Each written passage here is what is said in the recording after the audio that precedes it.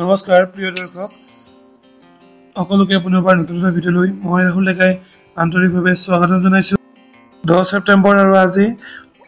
মাননীয় শিক্ষামন্ত্ৰী মহোদয় অসমৰ ৰনোজ পেগু ডাঙৰীয়া জনাইছে যে আজি ৰাতি প্ৰায় 12 মান বজাত কি কৰিব অফিচিয়েল ৱেবছাইট যি ডিডাবলি আসাম আছে এই অফিচিয়েল ৱেবছাইটৰ জৰিয়তে 5500টা পদৰ শিক্ষক পদৰ নিযুক্তিৰ বাবে প্ৰথম যোগ্যতাৰ তালিকা প্ৰকাশ কৰিব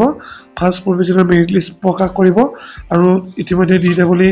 অফিচিয়েল ৱেবছাইটত নিৰ্দেশনা নোটিছখন আহি গৈছে মই এই নোটিছখন পঢ়াই দিম আপোনালোকক যদি আপোনালোকৰ নাম নাহে কিবা কাৰণ নামটো নাহে কাট মাৰ্কছ থাকিও আপোনালোকক 3 দিন সময় দিয়া হৈছে এই সময়ত আপোনালোকে উপস্থিত হ'ব লাগিব অৰ্থাৎ কেইটা মই জনাই দিম এই ভিডিঅ'টোৰ মাধ্যমেৰে সো প্ৰভিজনাল মেৰিট লিষ্ট আহি গ'ল মই নেক্সট ভিডিঅ'ত আপোনালোকক কোনখন জিলাত কিমান কাট অফ গৈছে আটাইখিনি ভিডিঅ' আকাৰে জনাই দিম ভিডিঅ'টো আপোনালোকে শেষলৈ চাব আৰু চেনেলটি সাবস্ক্ৰাইব কৰিব ফাইনালি অফিচিয়েল ৱেবছাইটতো নিৰ্দেশনাখন আহি গ'ল যেটো নোটিছখন আহি গ'ল সো ইয়াত লিখা আছে যি প্ৰভিজনাল মেৰিট লিষ্ট আজি প্ৰকাশ হ'ব এটো মই ইতিমধ্যে ভিডিঅ'ত জনাই দিছো তাৰ পিছত আপোনালোকক নেক্সট লিখিছে 2 নম্বৰ পইণ্টটো লিখিছে যে ক্যান্ডিডেট সকলে জি বেসিছত মানে মাৰ্কছ বিলাক সাবমিট কৰিছে অনলাইনত সেই হিচাপত এই প্ৰভিজনাল মেৰিট লিষ্টখন প্ৰস্তুত কৰা হৈছে আৰু প্ৰয়োজন অনুসৰি কিছুমানৰ কি ফিজিক্যাল ডকুমেন্ট ভেৰিফিকেশন ইতিমধ্যে হৈ গৈছে বুলি কোৱা হৈছে 3 নম্বৰ পইণ্টত লিখা আছে যদি কিবা বিসংগতি বা মিস্টেক থকা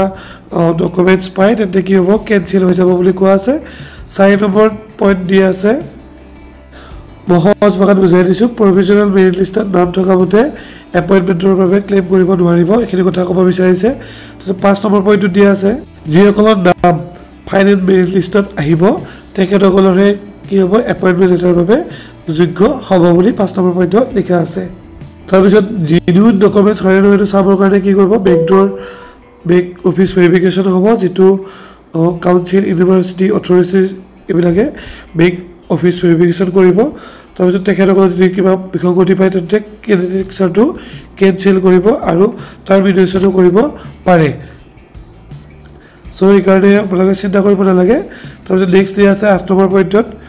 প্ৰভিজনাল যি মেৰিট লিষ্ট এখন নেক্সট যদি প্ৰভিজনাল মেৰিট লিষ্ট প্ৰকাশ পায় তেন্তে ফাৰ্স্ট প্ৰভিজনাল মেৰিট লিষ্টখন অটোমেটিক্যালি কি হ'ব কেনসেল হ'ব তাৰ পিছত যেটো 9 নম্বৰ পইণ্টত দিয়া আছে যদি আপোনালোকৰ এই প্ৰভিজনাল মেৰিট লিষ্টখন প্ৰকাশৰ ওপৰত কিবা সন্দেহ বা বিসংগতি আছে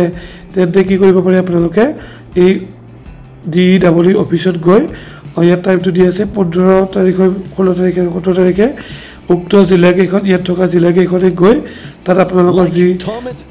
সমস্যা আছে সেইটো সমস্যা আপোনালোকে ডাইৰেক্টলি গৈ জনাব পাৰিব সো ইটো এড্ৰেছটো স্ক্ৰিনশ্বট মাৰি ৰাখক আৰু লগতে